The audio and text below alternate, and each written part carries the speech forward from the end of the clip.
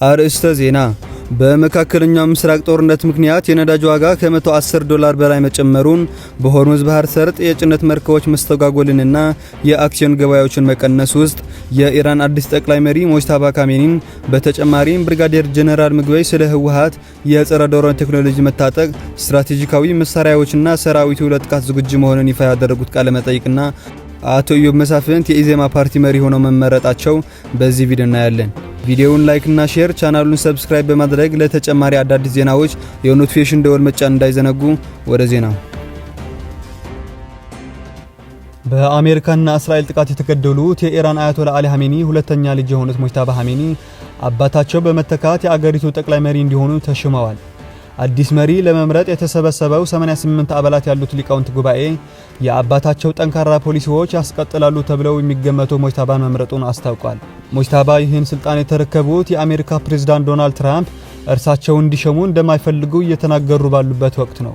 የሙጅተባ መመረጥ ተቀባይነት እንደሌለው ሲናገሩ የቆዩት ትራምፕ ምርጫው ይፋ ከሆነ በኋላ ደስተኛ አለመሆናቸው እንደገለጹ ፎክስ ኒውስ ዘግቧል። እስራኤልን ብትሆን ስልጣኑን የሚረከበው ሰው ጥቃት ኢላማ እንደምታደርግ ዝታለች። የኢራን ደህንነት ኃላፊ በበኩላቸው አዲሱ ጠቅላይ መሪ የተመረጡት የትራምፕ ቦምብ ድብደባ ስጋት በተጋረጠበት ሁኔታ ውስጥ እንደሆነ ተናግረዋል። በዚህ ሁኔታ ውስጥ የጠቅላይ መሪነቱ ስልጣን የተረከቡት የ56 ዓመቱ ሙጅተባ ከአባታቸው በተቃራኒ ብዙም እይታ ውስጥ የገባ ህይወት አልነበራቸውም። ምንም አይነት የመንግስት ስልጣንም ሳይዙ ቆይተዋል። ለህዝብ የቀረቡ ንግግሮች ወይም ቃለ መጠይቆች ካለማድረጋቸውም በላይ ጥቂት ፎቶዎችና ቪዲዮዎች ብቻ የሚታወቁት ሆኖም የአባታቸውን ወንበር ይተካሉ የሚል ረጅም ጊዜ የቆዩ ምንጮች ነበሩ። በ2000ዎቹ መጨረሻ በዊኪሊክስ ይፋ የተደረጉ የአሜሪካ የዲፕሎማሲ መረጃዎች ከበስተጀርባ ያለው ኃይል ሲሉ ይገልጻቸዋል።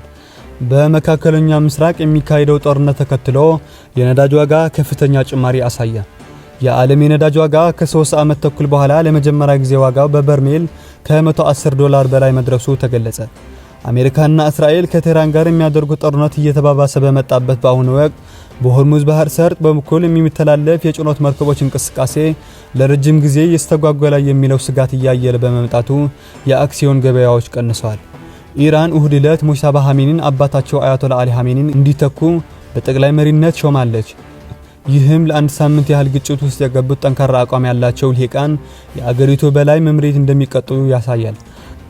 አሜሪካና እስራኤል ቅዳሜና እሁድ በኢራን ላይ የፈጸሙት የአየር ድብደባ አጠናክሮ በመቀጠል የነዳጅ ማከማቻዎች ጨምሮ በርካታ ኢላማዎች መትተዋል። ከቀጠናው የሚመጣው የነዳጅ አቅርቦት ከፍተኛ መጠን መስተጓጎሉ በዓለም ዙሪያ በሚገኙ ሸማቾችና ንግዶች ላይ የዋጋ ጭማሪ ያስከትላል። ሰኞ ጠዋት በእስያ ብሬንት አንድ በርሜል ድፍድፍ ነዳጅ 24 በመቶ የዋጋ ጭማሪ በ$114.74 ሲሸጥ፣ ኒሜክስ ላይት ስዊት ደግሞ በ26 በመቶ ጭማሪ በ$114.88 ሽጧል። በእስያ ፓሲፊክ ቀጠና ውስጥ የአክሲዮን ገበያዎች በከፍተኛ ሁኔታ አሽቆልቁለዋል። የጃፓን ኒኬይ 225 ኢንዴክስ ከ7 በመቶ በላይ ሲቀንስ፣ በሆንግ ኮንግ በሚገኘው ሃንግ ሴንግ ደግሞ ከ3 በመቶ በላይ ወርዷል። በህወሓት የሚመራውና ራሱን የትግራይ ሰራዊት ወይም ደግሞ ቲዲኤፍ ብሎ የሚጠራው ኃይል የጸረ ድሮን ቴክኖሎጂ ታጥቋል ሲሉ ብርጋዴር ጀነራል ምግበይ ተናገሩ። የሰራዊቱ የምዕራብ ግንባር አዛዥ እንደሆኑ የሚናገሩት ብርጋዴር ጀነራል ምግበይ ኃይለ የትግራይ ሰራዊት ጸረ ድሮን ቴክኖሎጂ ጨምሮ ስትራቴጂካዊ መሳሪያዎች መታጠቁ ይፋ ተናግረዋል።